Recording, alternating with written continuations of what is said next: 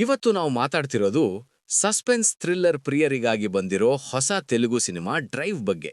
ಆದಿ ಪಿನಿಸೆಟ್ಟಿ lead ರೋಲ್ನಲ್ಲಿರೋ ಈ cinema ಹೇಗಿದೆ, ಇದರಲ್ಲಿರೋ plus ಏನು ಮೈನಸ್ ಏನು ಅನ್ನೋದನ್ನ ಕಂಪ್ಲೀಟ್ ಆಗಿ ಈ ವಿಡಿಯೋದಲ್ಲಿ ನೋಡೋಣ.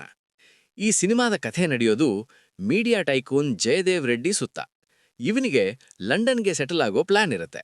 ಆದ್ರೆ ಒಂದು ದಿನ ಸಡನ್ ಆಗಿ ಇವನ ಲೈಫ್ಗೆ ಒಬ್ಬ ಅನಾಮಧೇಯ ಹ್ಯಾಕರ್ ಎಂಟ್ರಿ ಕೊಡ್ತಾನೆ. ಜಯದೇವ್ ಮಾಡಿದ ಹಳೆ ತಪ್ಪುಗಳು ಮತ್ತು ಡೀಲ್ಗಳನ್ನ ಇಟ್ಕೊಂಡು ಆ ಹ್ಯಾಕರ್ ಇವನನ್ನ ಬ್ಲ್ಯಾಕ್ಮೇಲ್ ಮಾಡೋಕೆ ಶುರು ಮಾಡ್ತಾನೆ.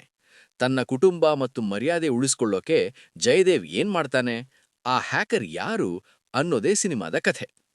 ಪ್ಲಸ್ ಪಾಯಿಂಟ್ಸ್: ಆದಿಯವರು ಯಾವಾಗ್ಲೂ ಪರ್ಫಾರ್ಮೆನ್ಸ್ ಓರಿಯೆಂಟೆಡ್ ಸಿನಿಮಾ ಮಾಡ್ತಾರೆ. ಇದರಲ್ಲೂ ಕೂಡ ಅವರ ನಟನೆ ಚೆನ್ನಾಗಿದೆ.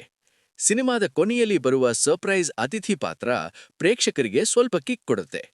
ಕ್ಯಾಮ್ರಾ ವರ್ಕ್ ಮತ್ತು ಲೊಕೇಶನ್ಗಳು ಕಣ್ಣಿಗೆ ರಿಚ್ ಆಗಿ ಕಾಣಿಸುತ್ತೆ. ಮೊದಲಾರ್ಧದಲ್ಲಿ ಹ್ಯಾಕರ್ ಜಯದೇವ್ ರೆಡ್ಡಿಯನ್ನ ಕಾಡೋ ರೀತಿ ಕುತೂಹಲ ಮೂಡಿಸುತ್ತೆ. ಮೈನಸ್ ಪಾಯಿಂಟ್ಸ್: ಸಿನಿಮಾದ ಕಥೆ ಹಳೆಯ ಸೇಡಿನ ಕಥೆಯಂತೆ ಅನ್ಸತ್ತೆ. ಸ್ಕ್ರಿಪ್ಟ್ನಲ್ಲಿ ಹೊಸತನದ ಕೊರತೆ ಇದೆ.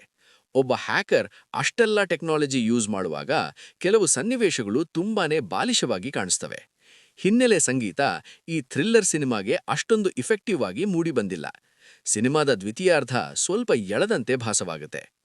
ನೀವು ಆದಿ ಪಿನಿಸೆಟ್ಟಿಯವರ ಅಭಿಮಾನಿಯಾಗಿದ್ದು ಟೈಮ್ ಪಾಸ್ಗೆ ಒಂದು ಸಾಧಾರಣ ಥ್ರಿಲ್ಲರ್ ನೋಡಬೇಕು ಅನ್ಕೊಂಡಿದ್ರೆ ಈ ಸಿನಿಮಾ ನೋಡಬಹುದು.